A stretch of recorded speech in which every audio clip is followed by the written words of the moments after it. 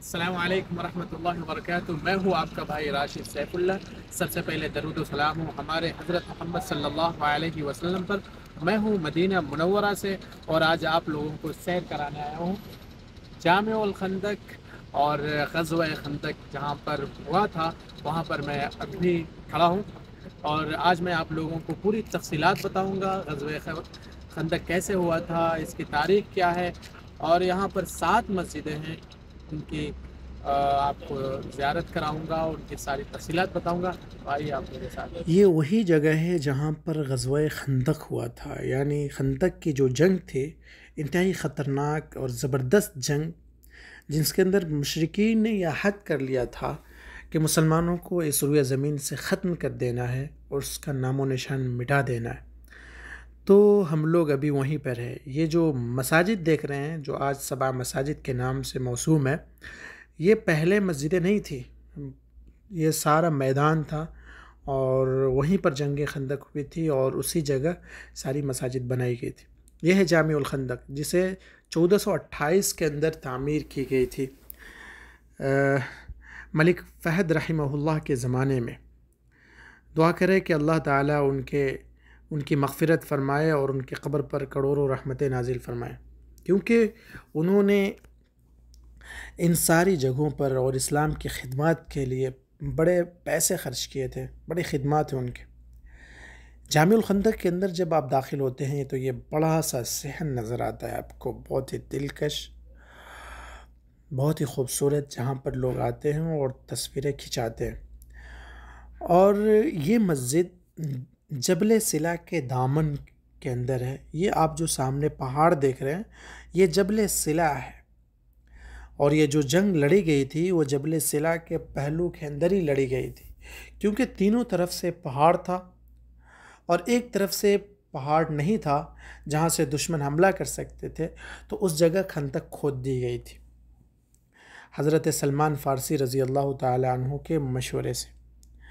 تو یہ جنگ ہر پہلو سے انتہائی خطرناک تھا، کیونکہ اس جنگ کے اندر ابو سفیان جو اس جنگ کا کمانڈر تھا کفار کی طرف سے، انہوں نے مکہ کے سارے قبیلوں سے اتحاد کر لیا تھا، اور یہودیوں کے جو قبائل تھے، بنو قینقاع، بنو نذیر، اور عرب کے جو مشرک قبائل تھے جیسے بنو مرہ، حی بن اخطب، بنو غطفان، بنو اسد، بنو شجاع، اور بھی دیگر جو قبائل تھے، اس سے اتحاد کر کے یہاں پر جنگ لڑنے کے لیے ابو سفیان آیا تھا۔ کفار کی طرف سے جو کمانڈر تھا وہ ابو سفیان بن حرب تھا، عمرو بن عبد عود تھا، اور طلحہ بن خویلد اسدی تھا، جبکہ مسلمانوں کی طرف سے کمانڈر تھے وہ محمد بن عبداللہ تھے، یعنی آپ صلی اللہ علیہ وسلم، اور علی بن ابی طالب، سلمان فارسی، اور عبادہ بن صامت رضی اللہ تعالی عنہ۔ اس جنگ کے اندر مشرکین کی تعداد 10,000 تھی، آپ اندازہ لگا سکتے ہیں، اور سب کیل اور کانٹوں سے لیس ہو کر آئے تھے، سب کے پاس زبردست اسلحہ تھے، جنگی ہتھیار تھے، گھوڑے تھے، اونٹ تھے، سب کے ساتھ وہ لوگ لیس ہو کر آئے تھے، جبکہ مسلمان صرف 3,000 تھے۔ 3,000 کے لشکر نے اس 10,000 کا مقابلہ کرنا تھا، لیکن اس 3,000 کے لشکر کے ساتھ اللہ رب العزت بھی تھے۔ تو چونکہ اس جنگ کے اندر کفار نے اپنی پوری طاقت جھونک دی تھی اور مسلمانوں کو ختم کرنے کے لیے پوری کوشش کر لیے تھے، لیکن اللہ تبارک و تعالیٰ کا کرنا کچھ اور تھا، اور مسلمانوں کو بچانا تھا، اور اللہ تعالیٰ نے مسلمانوں کو نصرت اور فتح دی بعد میں۔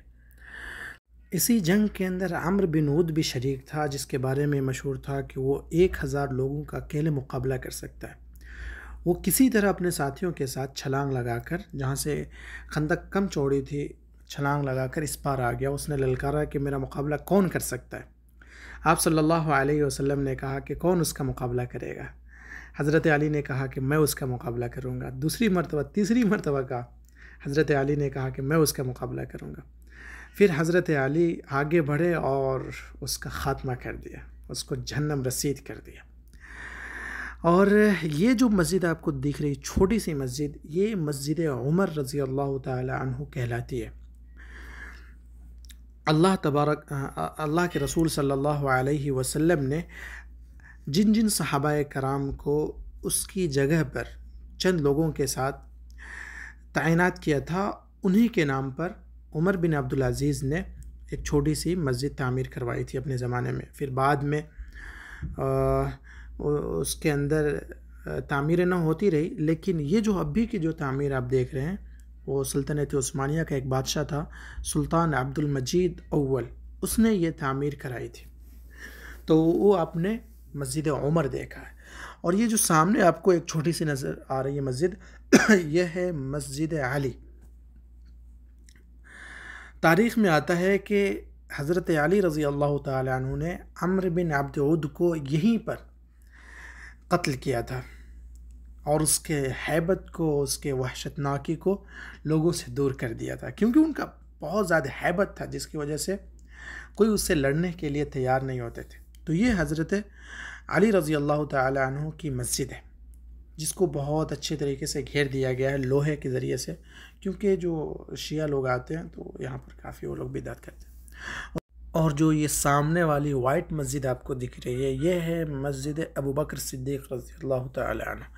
یہیں پر حضرت ابوبکر صدیق رضی اللہ تعالی عنہ کو آپ صلی اللہ علیہ وسلم نے تعینات کیا تھا کہ آپ یہاں سے سارے معائنہ کرے اور یہیں سے آپ محاذ کو سنبھالے رکھے۔ اور یہ آپ کو لوہا سے گھرا ہوا ایک جو چبوترا دکھ رہا ہے، یعنی یہ چھوٹی سی مسجد دکھ رہی ہے جس کو محراب کی شکل دے دی گئی ہے، یہ ہے مسجد فاطمہ، جس کے بارے میں تاریخ میں آتا ہے کہ یہ سعد بن معاذ ہے، یہ مسجد سعد بن معاذ ہے، لیکن بعد میں یہ معروف ہوا مسجد فاطمہ رضی اللہ تعالی عنہ۔ جو تاریخ میں آتا ہے کہ یہیں پر حضرت فاطمہ رضی اللہ تعالی عنہ کا خیمہ لگا ہوا تھا۔ تو واقعی یہ جنگ ہر پہلو سے انتہائی خطرناک جنگ تھی، اور اس کے اندر کفار نے یہ ٹھان رکھا تھا کہ مسلمانوں کو بالکل ختم کر دینا ہے، اور اس کے اندر آپ صلی اللہ علیہ وسلم کے بھی کئی معجزات ظاہر ہوئے۔ ایک صحابی آپ صلی اللہ علیہ وسلم کے پاس آتے ہیں اور کہتے ہیں کہ آپ صلی اللہ علیہ وسلم 6-7 لوگوں کے ساتھ ہمارے گھر چلے اور کھانا تناول کرے۔ آپ صلی اللہ علیہ وسلم 70 لوگوں کو لے کر وہاں گئے، اور وہ صحابی بالکل پریشان تھے کہ 7-8 آدمی کا کھانا کیسے 70 لوگ کھا سکتے ہیں۔ لیکن آپ صلی اللہ علیہ وسلم نے کہا تھا کہ ڈھکن نہیں ہٹانا ہے، اندر سے تم کو سالن نکالنا ہے، روٹی بھی نکالنا ہے، اور سارے لوگوں نے کھایا، اور کچھ جتنا کھانا تھا وہ سب بچ گیا تھا۔ اور یہ جو آپ مسجد دیکھ رہے ہیں، یہ ہے مسجد سلمان فارسی رضی اللہ تعالی عنہ۔ حضرت سلمان فارسی رضی اللہ تعالی عنہ کے نام سے اس مسجد کو بنائی گئی۔ اور جو یہ آپ کو پہاڑ پہ جو مسجد دکھ رہی ہے، یہ ہے مسجد الفتح اور مسجد الاحزاب۔ یہ آپ کو آگے لے چلتے ہیں اور اوپر کا سارا معائنہ آپ کو کراتے ہیں، جو کہ واقعی بہت ہی خوبصورت منظر ہے۔ تو یہ وہی مسجد ہے جہاں پر آپ صلی اللہ علیہ وسلم کا خیمہ لگا ہوا تھا۔ وہیں پر آپ صلی اللہ علیہ وسلم نے سوموار، منگل، بدھ کو نمازیں ادا کری تھی۔ تو یہی وہ مسجد ہے جہاں پر لوگ آتے اور نماز وغیرہ ادا کرتے ہیں۔ تو یہ اوپر چلتے ہیں۔ یہ جو آپ دیکھ رہے ہیں زینہ، پہلے نہیں تھا یہ زینہ۔ ہم لوگ جب مدینہ منور آئے ہوئے تھے تو اس وقت تک بھی نہیں تھا، ابھی تقریباً 1 سال پہلے اس کو بنایا گیا ہے، کیونکہ ولی العہد محمد بن سلمان حفظہ اللہ نے بڑی ان چیزوں پہ دھیان دیا ہوا ہے، اور جتنے بھی تاریخی مقامات ہو سکتے ہیں سب کے اوپر زبردست پروجیکٹ لائے ہوئے ہیں، اور بڑی تیزی کے ساتھ ان جگہوں پہ کام ہو رہا ہے۔ تو اسی پروجیکٹ کے تحت یہ زینہ وغیرہ بھی اور ان مسجدوں کو بھی نئے سرے سے بنایا جا رہا ہے۔ یہاں پر کچھ لوگ آتے ہیں اور وہ 2 رکعت نفل وغیرہ پڑھتے ہیں۔ تو یہیں سے آپ صلی اللہ علیہ وسلم پورے جنگ کو لیڈ کر رہے تھے. کفار اس جانب تھے. ابھی میں آپ لوگوں کو دکھاؤں گا کہ کفار کس جانب تھے. اور یہیں پر آپ صلی اللہ علیہ وسلم سارے مسلمانوں کو لیڈ کر رہے تھے. جنگی پہلو کو یہیں سے بغور مطالعہ کر کے اور کفار کے ایک ایک رشہ دانیوں کا جواب دے رہے تھے. آئیے ہم آپ کو دکھاتے ہیں. وہ آپ کو جو سڑک نظر آ رہا ہے، جو گاڑی جا رہی ہے، سڑک کے اس پار کفار تھے. جو بڑی بڑی بلڈنگیں دکھ رہی ہو، سڑک کے اس پار کفار تھے. اور سڑک کے نیچے ہی خندق کھودی گئی تھی. یہ بعد میں خندق کے اوپر یہ سڑک بنا دیا گیا ہے، جبکہ یہیں پر خندق کھودی گئی تھی. اس سرے سے لے کے اس سرے تک، جہاں تک پہاڑ تھا وہاں تک. اور وہ جو بلڈنگیں دکھ رہی ہیں وہیں پر کفار تھے. اور مسلمانوں سے مقابلہ کرنے کے لیے جو چند لوگ ادھر سے آئے ہوئے تھے، یہی خندق کو عبور کر کے، یعنی پار کر کے، چھلانگ لگا کے اس جانب آئے تھے، جو کہ سب مارے بھی گئے تھے. کچھ لوگ، ایک دو لوگ بھاگ گئے تھے. اور یہ جو سامنے آپ کو پہاڑ دکھ رہا ہے، یہ جبل سلا ہے. تو یہ تھا سارا واقعہ غزوہ خندق کا، جو میں نے آپ لوگوں کو بیان کیا ہے. امید کہ آپ لوگوں کو پسند آیا ہوگا. تو اس چینل کو بھی سبسکرائب کر لیں اور دوستوں کو بھی شیئر کر دیں، تاکہ ان کو بھی نالج ہو جائے اور اس ساری معلومات کو بھی حاصل کر لیں اور ان ساری تاریخی مقامات کو وہ دیکھ لیں. تو یہ ساری دیکھ رہے ہیں، یہ پورے صحن بنا دیا گیا ہے. ممکن ہے کہ بعد میں اور مزید کام ہو. اب ہمیں آپ دیجیے اجازت. السلام علیکم ورحمۃ اللہ وبرکاتہ.